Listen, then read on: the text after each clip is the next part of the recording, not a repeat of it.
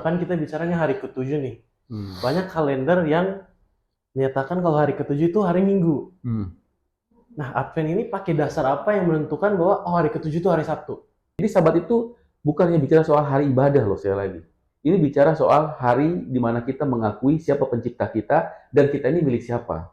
Saya juga sering dapat pertanyaan dari teman-teman ya yang menganggap orang Advent sepertinya mirip-mirip Yahudi ya. Bukan sering, banget selalu. Selalu ya. Sepertinya dalam kutip seperti Yahudi ya, tapi kalau dan bahkan seringkali hari Sabat sering diasosiasikan dengan orang Yahudi, tapi sebenarnya kalau kita lihat dari awal mula cerita penciptaan, pada saat itu Yahudi belum ada. Oh, kamu masuk gereja di Sabat? Berarti kamu Yahudi dong? Bukan. Kamu makan babi nggak? Asik. Nah, kita sekarang mau ngomong tentang makanan. Oke. Tapi kan masalahnya bukan masalah hanya sekedar ini cacing pita, ini bikin sakit, ini bikin mati. Enggak. Ini bikin kita menurut atau nggak menurut sama Tuhan.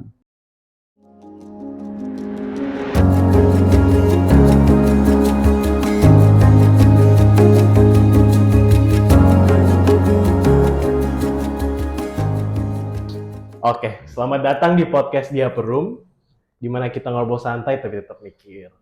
Gue di-join sama Bang Bat dan Ya, you can call me Bang Pastor Guta atau Bang Gut lah ya, lebih akrab. Bang Bat dan Bang Gut ya. Yoi. Oke, salam kenal sama audiens kita. halo. Nah, kita di sini mau bahas tentang topik siapa itu sih gereja Advent. Nah, ini topik yang banyak kontroversinya ya. Iya. Kita akan bahas pertanyaan-pertanyaan yang mungkin panas. Oke. Gak apa-apa kan? Nggak apa-apa. Oke. Nah, pertanyaan pertama nih buat Pastor Gute. Siapa sih gereja Advent itu? Gereja Advent itu tergantung dari mana dulu lihatnya. Oh gitu? Kalau dari orangnya, ya kita ini orang Advent. Nah, kalau dari struktur, ya ini gereja. Gereja yang hadir oleh karena rangkaian nubuatan. Nah, nanti kita lebih lanjut. Wah, nubuatan apa itu, Pastor? Oh, nanti kita akan lanjut ke situ. Tapi kita coba untuk simplified masalah nubuatan ini ya. Supaya kita tahu di mana posisi gereja Advent itu dalam rangkaian waktu ini. Benar-benar. Nah, Bang Bat, siapa tuh? Oh, yang saya tahu ya, by definition gereja Advent atau gereja masa Advent hari ketujuh adalah by definition gereja atau sekumpulan orang-orang yang menunggu kedatangan Tuhan, Advent ya, yang menunggu kedatangan Tuhan dan beribadah pada hari yang ketujuh. Wah, pada hari By ketujuh. definition, iya. Nah, hari ketujuh itu nih topik yang banyak orang bingung nih. Kenapa kita gereja Advent bukan kayak Kristen lain, kita maksudnya hari Sabtu bukan hari Minggu. Mulai dari pastor, kenapa nih kita hari Sabtu maksudnya, Mas? Masuk gerejanya, maaf. Bicara soal hari ibadah, secara natural, ketika Tuhan menciptakan dunia ini, hari ketujuh itu adalah hari di mana Tuhan berhenti. Berhenti dari apa, proses penciptaan. Dia kan menciptakan dunia 6 hari ya. Sepekan itu 7 hari, jadi 6 hari dia bekerja. Begitu masuk ke hari ketujuh, stop. Artinya semua selesai di hari ke-6. Nah, kenapa dia stop? Karena hari ketujuh itu dikhususkan untuk menjadi sebuah pernyataan bahwa dunia yang menciptakan 6 hari ini adalah dunia yang diciptakan oleh Allah.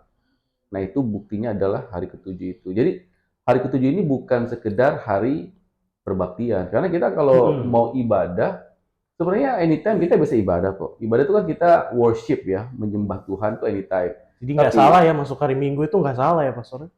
Nah, kita mau berdoa, beribadah, melakukan kegiatan ritual keagamaan, setiap hari pun nggak masalah.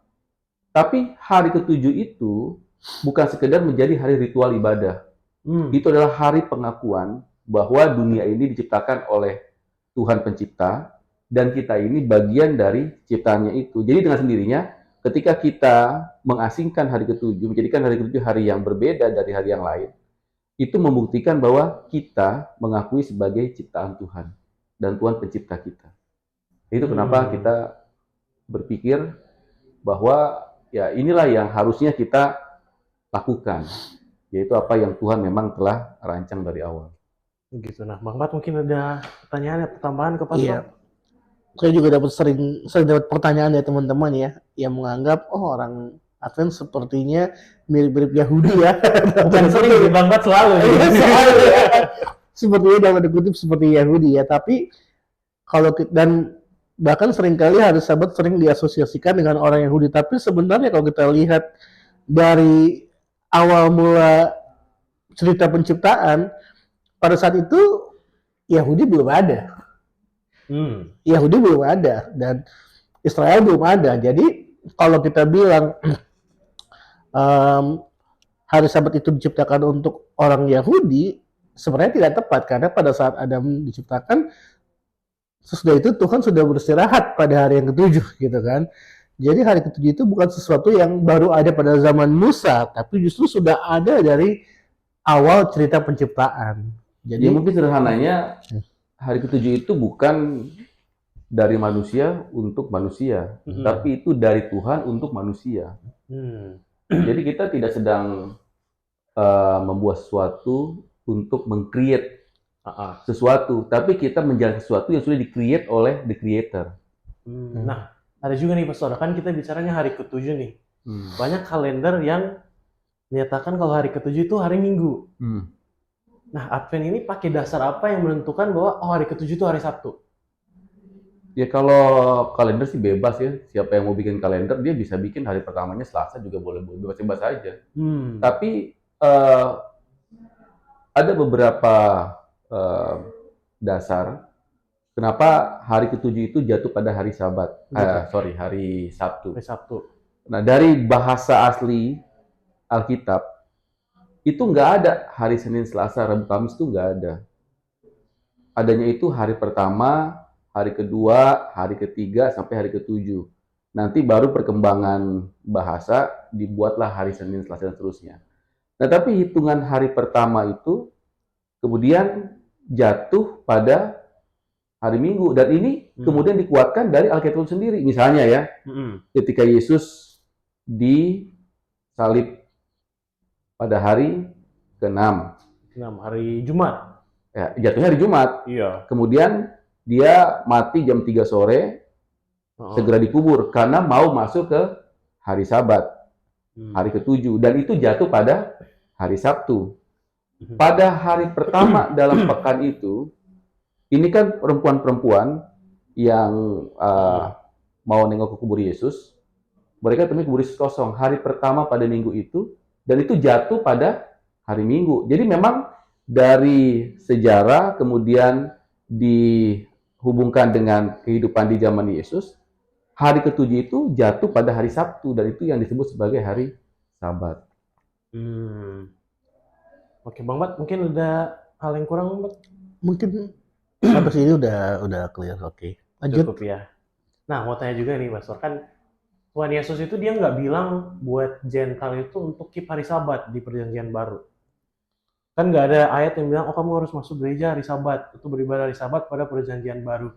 Nah, kenapa tuh nggak ada di Perjanjian Baru untuk menyuruh orang-orang itu harus masuk gereja hari Sabat? Nah, gini, kalau kita baca Alkitab itu memang kita harus selalu lihat teks dan konteks. Balik lagi ya, Pastor, konteks. Balik lagi. Tapi dalam yang diskusi kita sekarang ini baru ya. Oh iya. Balik lagi ke masa depan.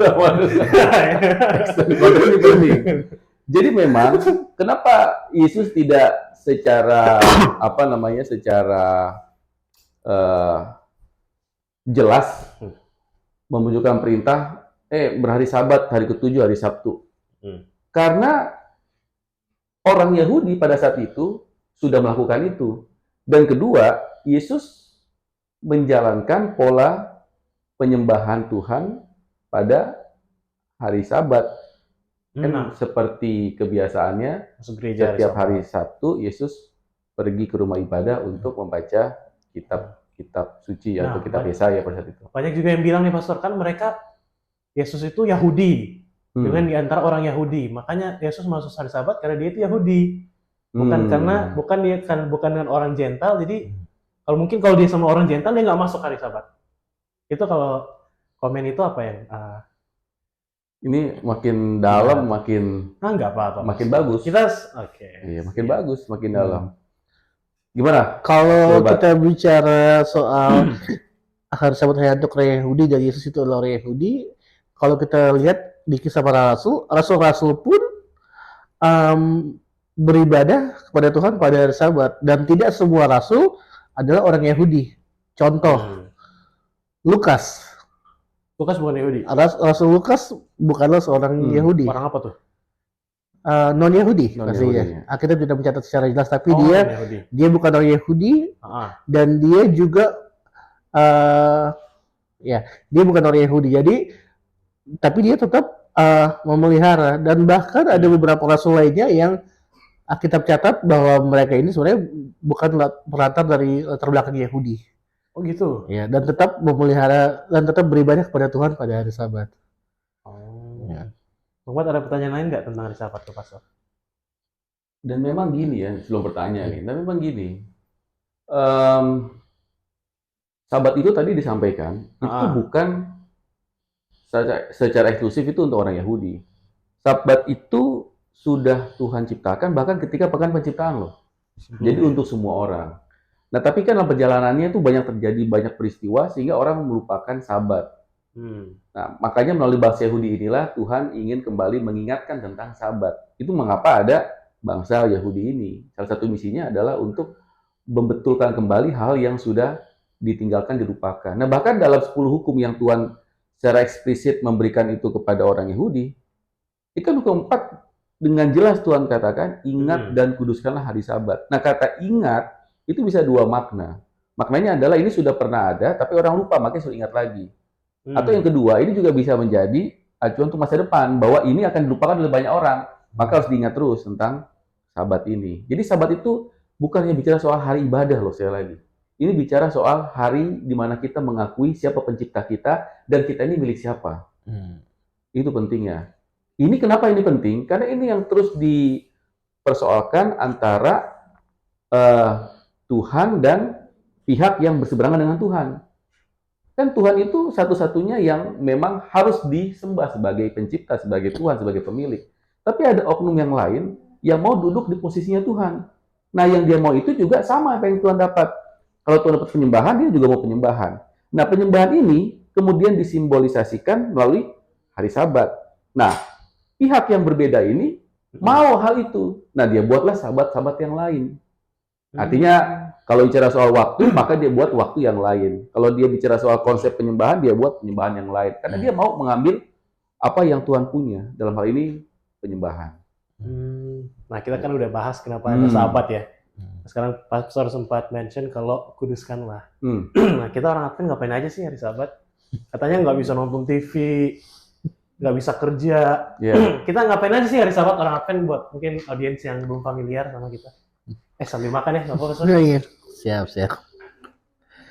Jadi sebenarnya kalau kita lihat pada hari Sabat kita nggak boleh ngapain, nggak boleh ini, nggak boleh itu, nggak boleh itu. Sebenarnya itu cara pandang yang tidak tepat ya. Karena sebenarnya hari Sabat itu justru adalah sebuah hari yang berisikan kebebasan.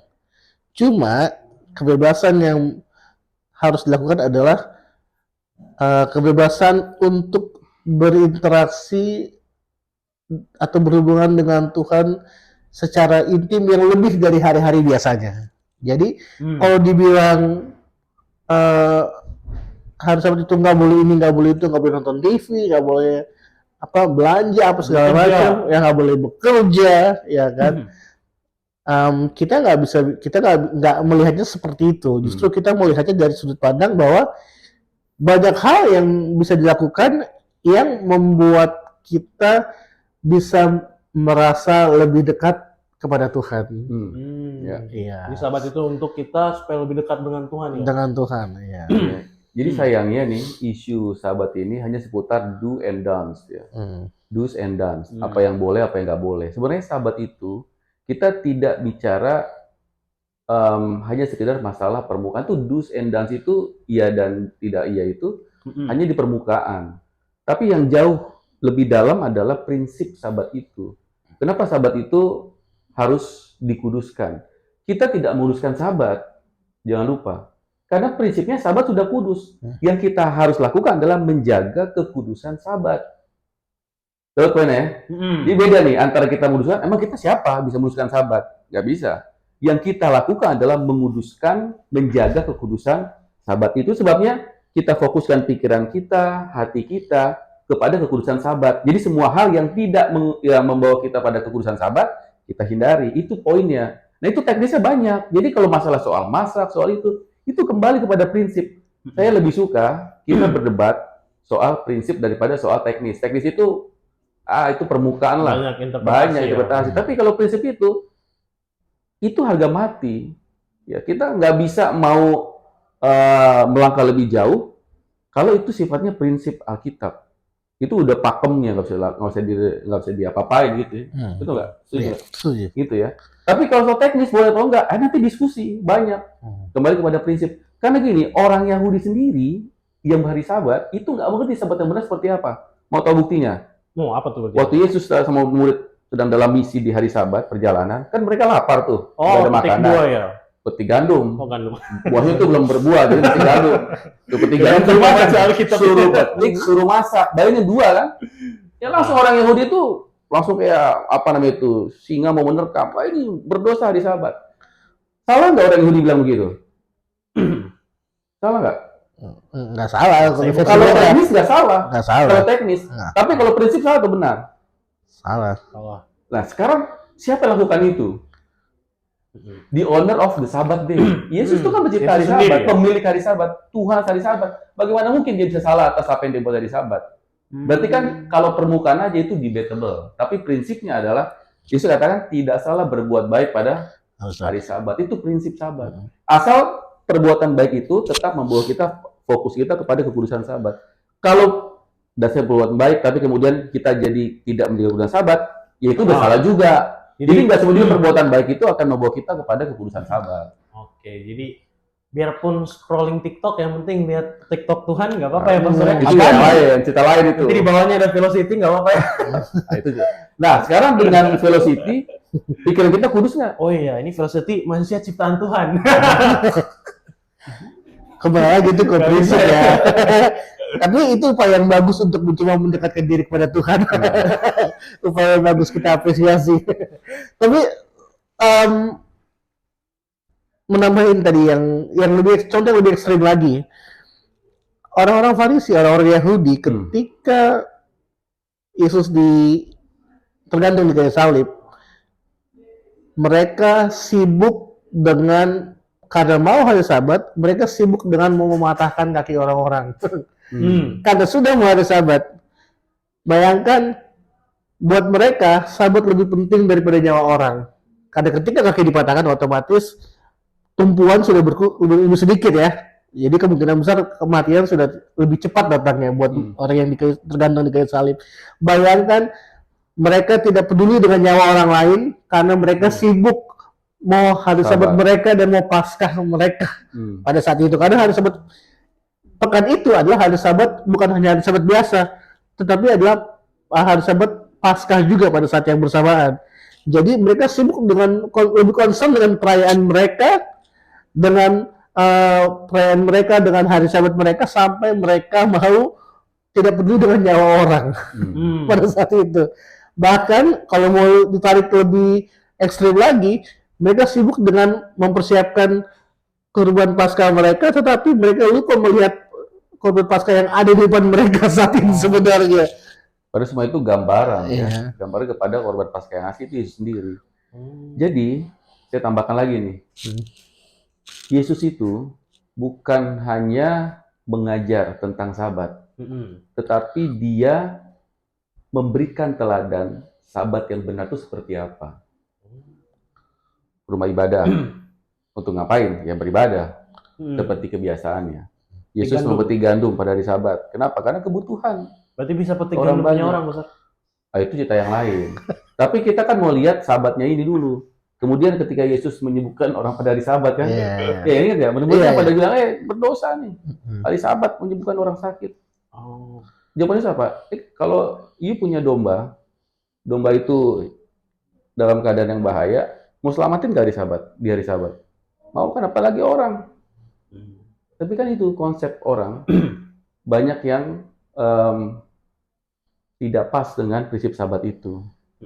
Ya kalau soal gandum yang dipetik itu, karena konteksnya itu kan bukan bicara soal milik siapa. Ya, kita nggak tahu setelah itu mungkin Yesus bayar gandumnya kepada yang punya, itu nggak dicatat. Tapi gini loh, kita hanya belajar apa yang dicatat di Alkitab, ditulis. Yang nggak ditulis, kita nggak usah pusing. Oh gitu. Sekarang Lazarus setelah dia bangkit kemana dia? Oh, nggak tahu saya. Karena bukan itu poinnya. Contoh. Jadi jangan kita pusing diri sendiri karena hal-hal yang memang tidak ada jawaban di Alkitab. Oh. Nanti pusing kita. Nah, selain hari Sabat nih, Pastor. Ada lagi nggak, Mamat, yang mau ditambahkan tentang Sabat? Kayaknya emang bakal panjang ya, tapi Iya. singkat aja. Mungkin ada pertanyaan. Sabat Pastor? itu diciptakan sebagai pengingat, tadi menurut Guti ada bilang, sebagai pengingat bahwa Allah adalah pencipta kita dan di saat yang bersamaan sebagai penebus kita. Karena kalau kita lihat ya, kita sering lupa. Kita sering menganggap Yesus itu mati disalib, mati dibunuh.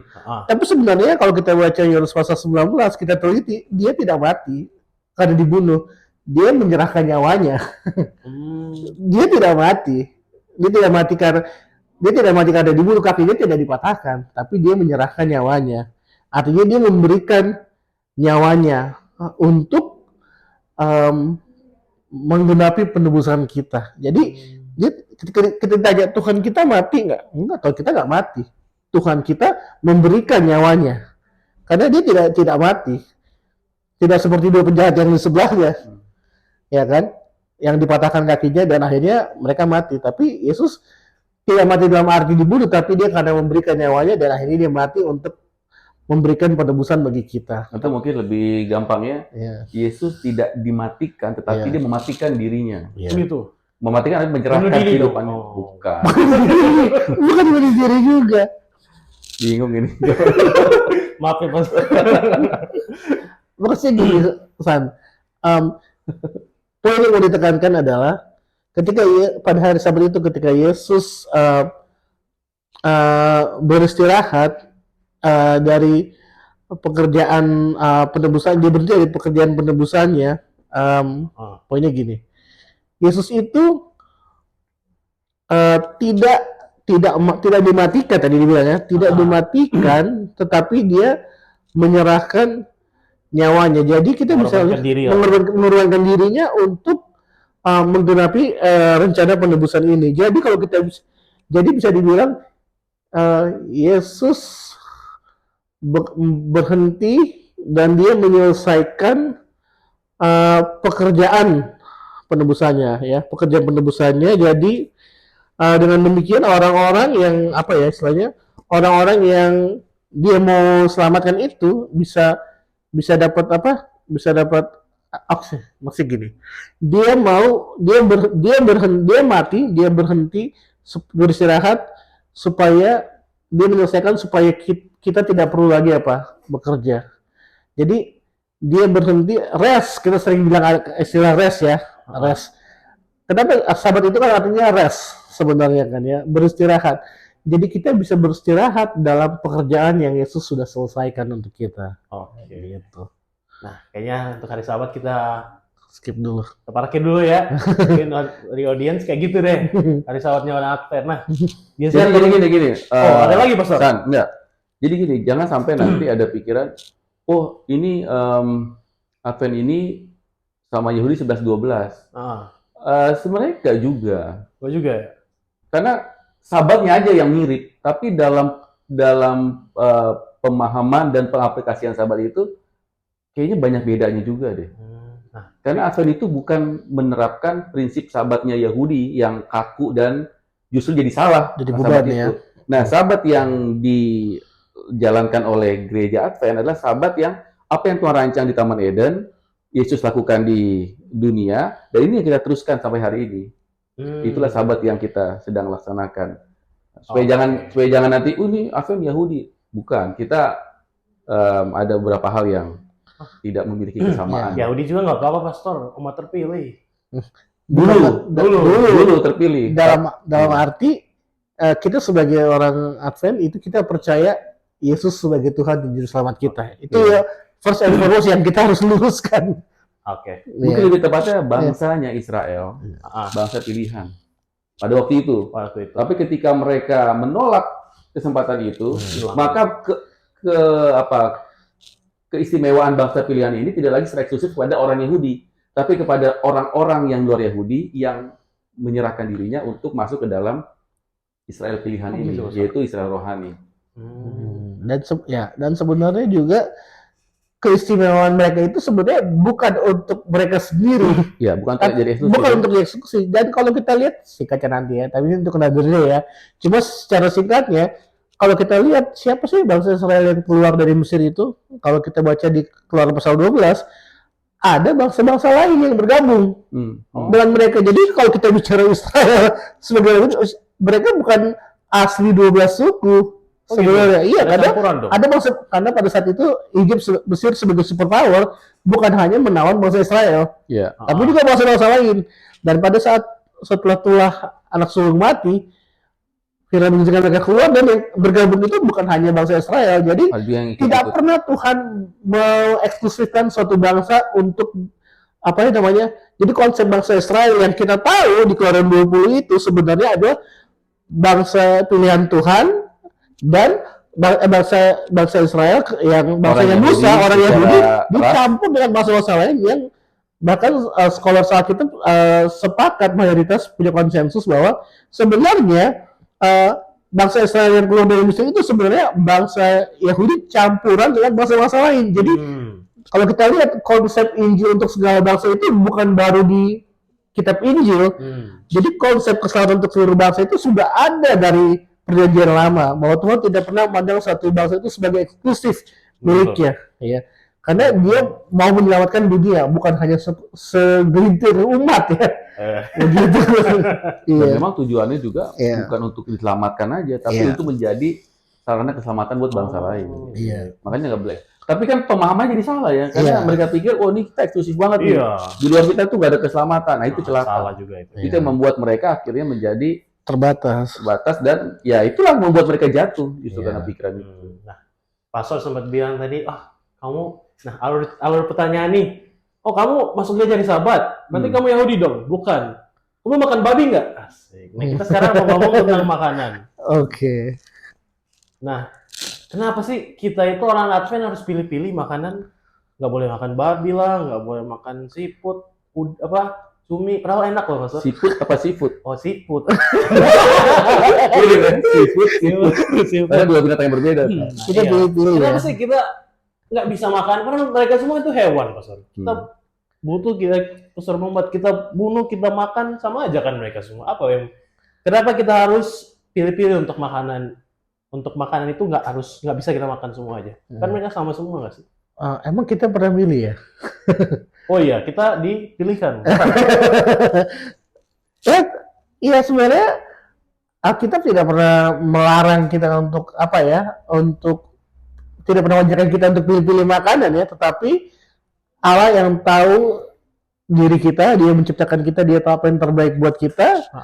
Jadi Dia memberikan sebuah aturan mengenai apa yang baik untuk dimakan, apa yang sehat untuk dimakan, ya kan? Semua ciptaan Tuhan baik ya. Saya tadi bilang kan semua binatang itu kan ciptaan Tuhan dan ciptaan Tuhan betul baik sebagai ciptaan, tapi tidak semua baik untuk dimakan. Oh gitu. Iya, tidak semua baik untuk dimakan.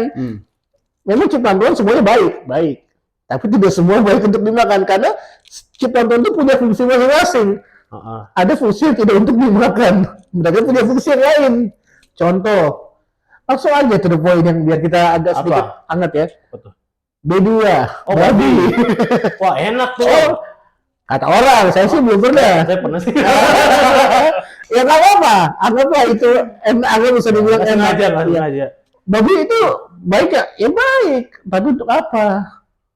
Untuk apa dulu fungsinya? Apakah untuk dimakan atau untuk bersih-bersih?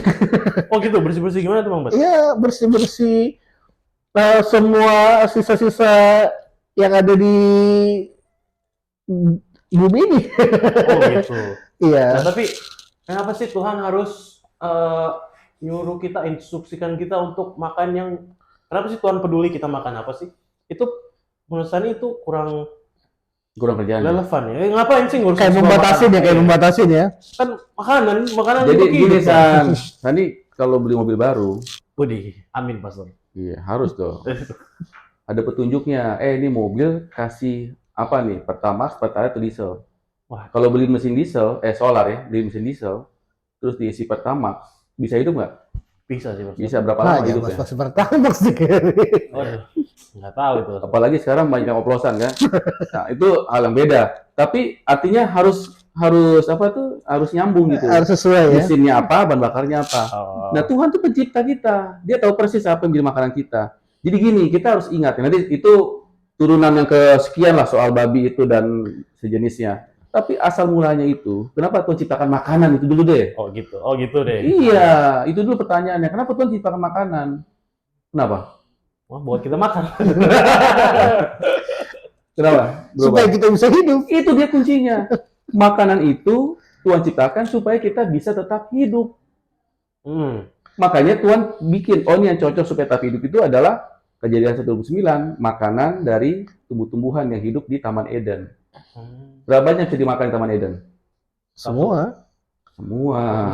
Jadi bayangin gini ya, kalau seluruhnya itu apa namanya pohon apel, ini saya kasih. Oh, bukan apel. Saya kasih gambaran supaya Sani lebih gampang ngerti. Oh iya. Sebelum apel, itu semua apel bisa dimakan. Kan gitu prinsipnya kan, Tuhan bilang semua yang ada dalam taman ini adalah makananmu yang bisa engkau makan. Oh, iya. Tapi Tuhan kasih tambahan, kecuali pohon satu ini. Nah sekarang kalau kita tadi ambil gambar semuanya apel, berarti kan pohon juga pohon apel. Kalau pohon apel yang lain manis, ini juga manis.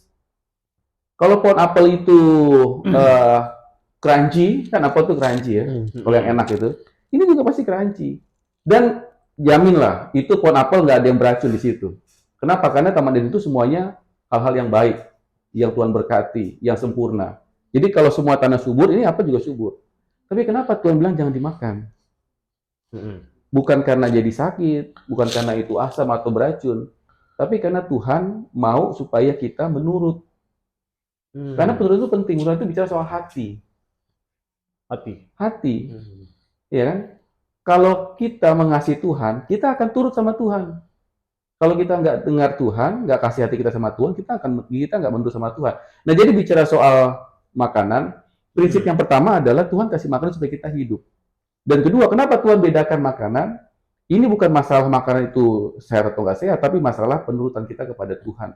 Dan yang paling susah kita kendalikan itu setelah kita jatuh dalam dosa adalah pengendalian terhadap selera. Itu paling susah.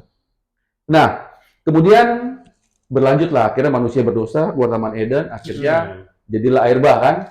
Nah, sebelum itu nggak pernah catatan tuh manusia makan dari makhluk hidup yang lain selain tanaman, artinya hewan ya. Baru Taman Eden itu, baru air bah, Tuhan kasih pemisahan tuh. Hewan yang halal dan haram.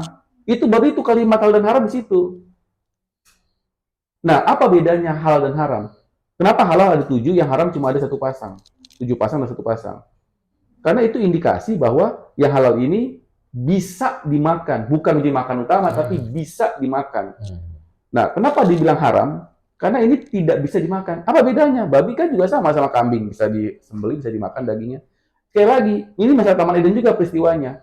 Apa yang Tuhan bilang jangan, itu bukan karena itu beracun atau apa. Bisa jadi itu nggak beracun. Tapi Tuhan mau itu menurut kita. Kita menurut kepada perintah Tuhan.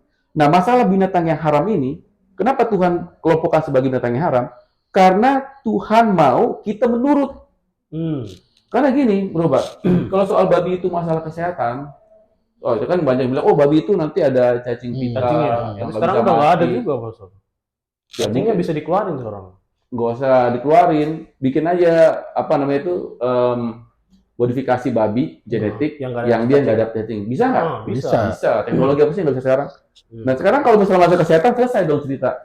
Bisa makan babi. Sama kayak pohon apel itu kan nggak beracun kok, nggak mati. Tapi kan masalahnya bukan masalah hanya sekedar ini cacing pita, ini bikin sakit, ini bikin mati. Enggak. Ini bikin kita menurut atau nggak menurut sama Tuhan. Artinya gini simpelnya nih. Yang Tuhan sebutkan sebagai kelompok yang halal, artinya itu masuk dalam kelompok yang bisa dimakan. Bukan harus dimakan, bisa dimakan. Kalau sudah dikelompokkan itu yang haram, apapun namanya, Imam 11 itu kan lebih jelas tuh. Itu sudah berarti, itu sudah pasti bukan untuk kita makan atau bukan makanan kita. Oke. Nah, oke. Terima kasih jawabannya. Nah, sekarang saya ini udah ingat nih alurnya nih. Tadi lupa ya. Oh, maksudnya pertanyaan nih, sahabat, Yahudi, babi, habis itu kopi. Nah kan Kopi. di luar halal dan haram ini, Advent nggak boleh kopi lah, nggak boleh teh lah, nggak boleh apa lagi ya. Itu deh, itu dulu deh. Bioskop lah. Kenapa kita nggak bisa gitu, Pastor? Nggak, Apakah kita harus, ini harus satu-satu dulu nih, jangan digabung Oh, gitu. semua. Karena itu hal yang lain berbeda lagi? sebenarnya. Oh, Jadi makanan gini, dulu deh, kopi dan teh dulu. ya masalah kopi, teh, tembakau, soalnya cari di Alkitab nggak akan ada itu. Iya, nggak akan ada. Karena pada zaman itu belum temukan Tobacco. bagaimana cara mengolah biji kopi jadi minuman, Tobacco bagaimana juga mengolah teh, ya bagaimana daun ya kalau tembakau ya. Dia daun. Itu bisa dikeringin jadi itu Iya. zaman Alkitab belum ada, makanya nggak tersurat di Alkitab. Jadi kita nggak bisa bertanya dan mendapat jawaban di Alkitab kalau emang itu belum zamannya pada saat itu. Oh, gitu. Sama seperti antibiotik misalnya, atau misalnya bukan antibiotik, misalnya Vaksin. narkoba, Narkoba. zat-zat Zat-zat berbahaya. narkotika dan zat-zat Nah, ini sejenisnya. ada juga titipan teman kita, si Arthur, alkohol. Alkohol ya kita pada jelas. Oh. Tapi nantilah gitu ya. Jadi masalahnya adalah ngomong apa tadi ya? Gini. Jadi masalah soal kopi, teh, dan tembakau ini yang selalu diidentikan dengan orang Advent. Tapi sebenarnya itu semua adalah permukaan. Oh gitu. Itu permukaan. Kita tuh hanya diskusi soal hal-hal yang di permukaannya. Makanya saya bilang sama seperti tadi yang pertama kita bahas apa tadi ya? Yang permukaan tadi. Sabat. Soal sabat ya, Iya. boleh tidak boleh. Dan Nah ini masalah kopi tadi permukaan. Tapi kita lihat apa prinsip latar belakangi hal-hal ini. Jadi cara Kalau lihatnya kita apa? tahu dasarnya masalahnya apa, maka kita tahu tuh ternyata bukan hanya kopi, teh, dan rokok. Semua hal dengan indikasi yang sama, dengan prinsip yang sama, juga harus kita perlakukan dengan cara yang sama. Nah, prinsipnya apa? Tubuhmu adalah bait Allah. Bait Allah, bait Roh Kudus. Barang siapa merusak bait Allah, maka dia akan dibinasakan. Jadi kita ini the temple of God, tubuh kita ini, tempat Roh Kudus bersemayam, harus jaga baik-baik. Sementara unsur-unsur ini, apa yang terjadi kalau kita konsumsi? Merusak tubuh kita, berarti kita merusak apa? Bait Allah. Baik Allah. Itu prinsipnya. Jadi gini, oke, ada orang yang nggak merokok, nggak ngopi, tapi makannya nggak dikendalikan. Nah, saya itu persoalan. Atau nggak bisa, dia punya kecanduan makan manis. Udah. Itu sebenarnya lebih bahaya dari teh, ya kan? Dari kopi, Rokok udah. dari rokok, gula. Jadi semua memang harus diperlakukan dengan sama. Karena itu adalah prinsip. Makanya saya bilang tadi, kalau kita hanya berkutat soal teknisnya, itu capek, jadi buat kusir kan? Iya. Kita harus masuk kepada esensinya, apa yang melatar belakangi ini. Nah, jadi supaya jangan sampai nanti, oh ini Advent yang ciri khasnya ya, itu bagus juga sih, jadi ada identity. Iya. Tapi sebenarnya kita tidak bicara soal identity permukaan, kita bicara konsep yang benar dari kehidupan kita sebagai bait Roh Kudus. Gimana? Oke. Robert? Mungkin udah Iya, jadi melewatkan. lebih ke prinsip ya memang. Sebenarnya saya sendiri tergolong orang yang nggak suka debat-debat mengenai apa yang boleh dengan yang nggak boleh, karena itu surface ya, sangat permukaan. Bukan sekali. Tapi yang paling penting adalah bagaimana saya menjaga tubuh saya, karena Allah juga ingin saya menjalani hidup yang penuh dengan kelimpahan. Bagaimana saya mempunyai hidup yang berkelimpahan kalau hidup saya sakit gitu kan? Saya sakit karena makanan yang saya konsumsi yang Membuat saya merusak lah istilahnya ya kan. Dan itu yang harus diingat. Jadi jangan lihat fokus kepada prinsip bahwa Allah itu mengasihi kita dan ingin kita memiliki hidup yang berkelimpahan gitu, yang sehat, yang bukan dilihat nggak boleh ini, nggak boleh ini, nggak boleh ini, jadi banyak larangannya ya, bukan seperti itu. Jadi fokusnya kembali ke bagaimana Allah tuh menginginkan kita memiliki hidup yang enak, yang bahagia, yang senang, which is kita bisa dapati kalau kita dalam kondisi sehat ya, gitu. Kita bisa melakukan hal yang membuat kita happy, senang dan lain-lain. Gitu sih.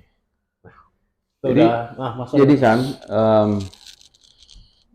saya nggak tahu ya kalian setuju atau enggak, tapi kita tuh nggak boleh terjebak hanya sekedar menjadi Christian identity.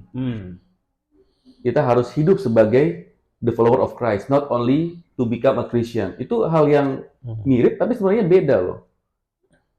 Semua orang bisa menjadi orang Kristen, mengaku sebagai orang Kristen, tapi tidak semua orang bisa menjadi the follower of Christ. Nah, yang kita mau lakukan ini dalam konteks gereja Advent, kita bukan mau menjadi sekedar orang Kristen seperti pada umumnya. Identik misalnya, harinya harus sama, pola hidupnya harus begini, kalau sudah bisa makan ini, kita juga bisa makan ini. It's only a Christian.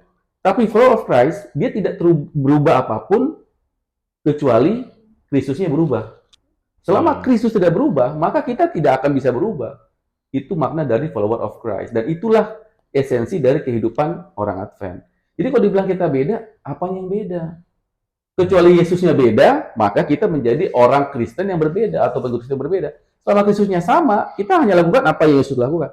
Follower itu kan artinya Sani di depan, Bakar di belakang, saya di belakang. Itu kemana Sani pergi, kita akan ikut. Itu namanya follower. Kalau followernya, kalau kita bilang follower, tapi yang mimpin kita udah ke kiri, kita ke kanan, itu bukan follower lagi. Yesus seperti kebiasaannya, dia pergi ke rumah ibadah hari Sabat, kita ke hari yang lain. Yesus tetap membedakan makanan dengan konsep yang benar, sesuai dengan apa yang dia mulai di Taman Eden. Kemudian kita ambil jalan yang lain. Bagaimana kita bisa menjadi seorang follower of Christ? Nggak mungkin. Nah, mungkin saya juga mau meluruskan, ada beberapa ayat di Perjanjian Baru yang mungkin bisa disalah mengerti ya. Sepertinya seakan-akan mengizinkan memakan binatang-binatang yang haram contohnya. Ya, ada ayat di dalam Kisah Para Rasul, ya kan? Korintus ya kalau nggak salah ya. Contohnya dalam penglihatan Allah berbicara kepada Petrus bangkit, sembelih dan makan, ya kan? Seakan-akan Allah sudah mengizinkan. Dan juga dalam kitab Kolose yang mengatakan janganlah orang menghakimi engkau tentang hari raya, Sabat atau makanan-makanan, ya kan? Makanan-makanan haram seperti itu. Dan apakah sepertinya rasul-rasul ini bertentangan dengan Yesus ya? Kita harus atau Allah juga berubah pikiran gitu ya dalam cerita yang Allah dengan pernyataan Petrus tadi. Ya kita harus melihat dari latar belakangnya ya. Ketika Allah berbicara kepada Petrus tentang Petrus bangkit, sembelih dan makan, itu berbicara karena jangan Allah berkata kepada Petrus jangan sebut ciptaanku itu apa? Haram, ya kan? Tapi kalau kita lihat latar belakangnya itu, kenapa mimpi itu, penglihatan itu diberikan kepada Petrus? Karena pada saat itu Petrus mencoba masih punya pemikiran bahwa orang-orang luar Yahudi itu adalah orang-orang kelas 2 atau bisa dibilang bukan istilahnya bukan tidak difavoritkan oleh Allah, tidak diinginkan oleh Allah sebenarnya gitu. Jadi ini yang Allah mau tegaskan kepada Petrus, Petrus ingat, semua ciptaan saya itu tidak bisa kamu pandang sebelah mata, tidak bisa kamu anggap haram. Kita Kolose, nah ini Kolose dia agak lebih spesifik lagi ya, karena jelas ini bukan penglihatan, ini pesan yang tersurat jelas ya kan. Janganlah orang menghakimi engkau mengenai hari raya, hari Sabat dan makanan-makanan, soal makanan. Ini sering digunakan untuk seakan-akan memperbolehkan kita mengkonsumsi makanan-makanan yang haram gitu kan, termasuk yang enak-enak kata enak banget. Nah, kalau kita lihat tujuan penulisan kita Kolose, kitab Kolose itu berbicara tentang supremasi Yesus Kristus di atas segalanya. Jadi jemaat di Kolose adalah jemaat yang percaya kepada Allah, tetapi mereka juga percaya kepada hal-hal supernatural seperti gempa bumi, peristiwa-peristiwa alam lainnya. Jadi mereka percaya Allah, tapi mereka juga di saat yang di level yang sama mereka menempatkan peristiwa-peristiwa alam ini jadi sesuatu yang perlu supernatural diperhitungkan juga. Nah, makanya Paulus menulis kepada jemaat Kolose, hey, kalian harus ingat Yesus itu di atas segala sesuatu. Jangan biarkan orang lain menganggap kamu ini, artinya jangan biarkan orang lain menghakimi kamu yang sudah ditebus oleh Kristus. Kamu tidak boleh lagi disejajarkan, istilahnya diperbudak oleh hal-hal seperti sahabat ini. Jadi bukan berarti hal-hal yang tidak berlaku lagi, tapi poin yang mau ditekankan adalah bahwa Yesus harus berada di atas semua hal ini. Gitu. Di atas hari raya, hari Sabat, makanan, dan itu yang ditekankan oleh kitab Kolose, sesuai tujuan penulisannya ya. Karena Yesus itu harus ditempatkan di atas segala sesuatu. Jadi poinnya adalah supremasi Yesus, bukan berarti sekarang hari Sabat itu tidak berlaku lagi, binatang-binatang haram itu sudah boleh dimakan sekarang, nggak seperti itu. Tapi tujuan penulisannya adalah untuk kita mengerti, menempatkan Yesus di atas segala sesuatu. Oke, ya, ini yang disebut sebagai teks dan konteks. Kita nggak bisa hanya berfokus kepada teks dari Alkitab itu atau ayat itu, tapi kita lihat juga konteksnya. Teks ini bicara konteksnya bagaimana, supaya kena itu apa yang kita sedang bicarakan. Tadi kan sudah bicara teksnya itu kitab apa tadi? Kolose. Tapi konteksnya itu bukan sekedar makanan minumannya. Tadi bicara soal supremasi Yesus di atas segalanya. Itu yang paling penting. Nah, kemudian yang kita juga harus ingat di dalam soal mengikut Kristus, soal identity. Tadi saya masuk lagi ke identity ini. Kita jangan terjebak dengan do's and don'ts, kemudian hal-hal yang sifatnya superficial atau ya dangkal ya, kemudian pada permukaan, dan apalagi tadi kita mengabaikan teks dan konteks karena kita mau apa yang kita mau, bukan apa yang Alkitab ajarkan. Nanti boleh, Mas. Karena kan kita ngambil teks untuk membenarkan pikiran kita. Ini ada kok, bisa dong makan gini. Tapi kita nggak lihat konteks, kita nggak peduli sama konteksnya. Sahabat juga begitu. Sahabat itu kan sudah disalibkan waktu Yesus. Kita kan the follower of Christ. Harusnya kita mengikuti hari kebangkitan Yesus. Nah, antara sahabat di Taman Eden dengan kebangkitan Yesus itu nggak ada hubungan. Hari Tuhan itu, ya memang bisa dimaknai juga hari kebangkitan Yesus. Tapi hari Tuhan yang dimaksud dengan sahabat itu tidak akan pernah bisa digantikan oleh apapun.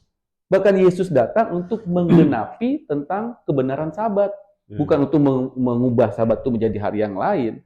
Nah, itu yang kita harus pikirkan. Dan ini mengapa seakan-akan tuh gereja jadi beda. Kalau kita lihat dalam kitab, apa yang beda? Nggak ada. Bahkan kalau kita mau jujur, kalau kita mau gali lebih dalam, teman-teman bisa cek ke pendeta teman-teman. Kalau setiap hari Tuhan di perjanjian lama, di Maliaki dan kitab-kitab yang kecil lainnya, hari Tuhan itu selalu menunjuk kepada kedatangan Tuhan, bukan hari beribadah, tapi lebih menunjuk kepada hari kedatangan Tuhan. Oke. Nah, kita udah denger nih tentang hari Sabat lah, jangan makan yang itulah, apa segala macam. Ribet banget ya jadi Advent ya, Pastor ya? Nggak juga ya? Nah, itu tergantung bagaimana kita melihatnya. Nah, kayaknya gereja Advent ini terlalu peduli aturan ya, bukannya keselamatan itu kita udah di save by grace. Iya. Kita kan udah diselamatkan Tuhan nih, Tuhan udah mati untuk kita. Kita hanya percaya aja. Nah, kenapa kita harus ikut aturan-aturan yang kompleks ini? Jadi gini, gereja Advent itu tidak pernah berpikir bahwa dengan melakukan ini itu akan selamat, enggak. Begitu. Gereja Advent itu percaya bahwa keselamatan itu hanya karena kasih karunia. Karena gini, kalau Sani bisa selamat karena melakukan hukum Tuhan, maka Yesus nggak perlu capek-capek jadi manusia dan mati. Karena kita bisa bikin sendiri. Tapi kenapa Yesus harus datang ke dunia, jadi manusia dan mati? membuktikan bahwa kita nggak bisa bikin apa-apa. Jadi kalau kita selamat itu karena kasih karunia Tuhan. Lalu apa hubungannya dengan penurutan? Nah, ini penting. Jadi bukan datang duluan penurutan, baru kemudian kita selamat. Tapi karena datang selamat dulu, makanya kita menurut. Yesus sudah kasih karunia nih, sama seperti Sani kecebur di Wah, janganlah sumur. Pastor, amit-amit. Iya, kalau dia muat sumurnya ya, itu kalau dia muat sumur, kecebur, Sani nggak bisa naik nih. Coba-coba nggak naik. Bagaimana supaya bisa keluar dari sumur? Didoakan. Terlalu supernatural.